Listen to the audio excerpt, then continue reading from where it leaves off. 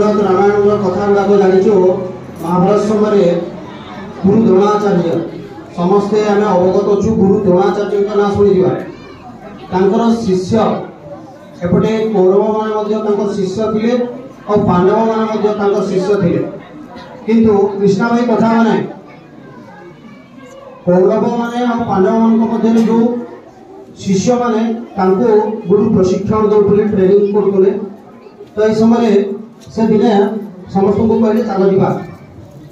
जंगल पटे बुली आसवा तो समस्त शिष्य मान को लेकिन बाहर जो बाहर किसी समय गला देखले गोटे गछरे गोटे कोपत बस कोपत गोटे पक्षी तो पक्षी बस समस्त शिष्य मान पाख डाकिले द्रोणाचार्य शिष्य मान डाकिले पाखक डाकिकी प्रश्न आरंभ कले गुरु शिष्य मान कौन गुरु मैंने सब कौन करते प्रश्न पचार श्रेणी कक्ष को आमको प्रश्न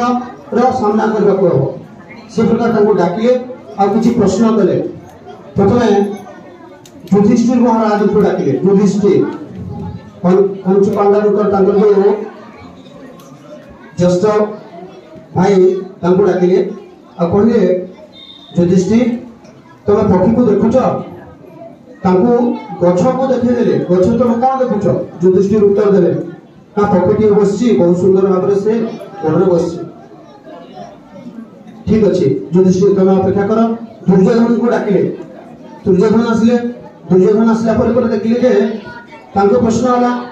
कौन देखुच दुर्योधन ना पक्षी देखुचे तो पक्षी से बस किसी विषय कार्य करना ही बसी से नेक्स्ट पुणी प्रिय छात्र अर्जुन जे कि आम पंचुपांडव जो भाई जे धनुर्धारी जे अद्वितीय धनुर्धारी तैयारी कराई पृथ्वीर तो डाकिले प्रश्न है कौन देखुच अर्जुन अर्जुन उत्तर कले ना गुरुजी मु देखुची पक्षीर आखिटी को देखुची माने जो अर्जुन जो लक्ष्य थिला सबू छात्र छात्री माने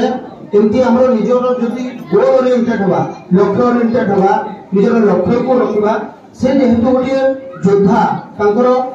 लक्ष्यटा कोटा आखि जदि मो आखि की जदि मो सामना कली आखि को जदि मो विध कली सरविध कली ताले पक्षी को मारी पकेबे ए प्रकार आमर भी भविष्य रे हम जो पढ़ापढ़ी करछु हमर जो टेस्ट गुड़ा को दौचु अन्य जिनस एवं गोल ओरिएंटेड हवा लक्ष्य को निज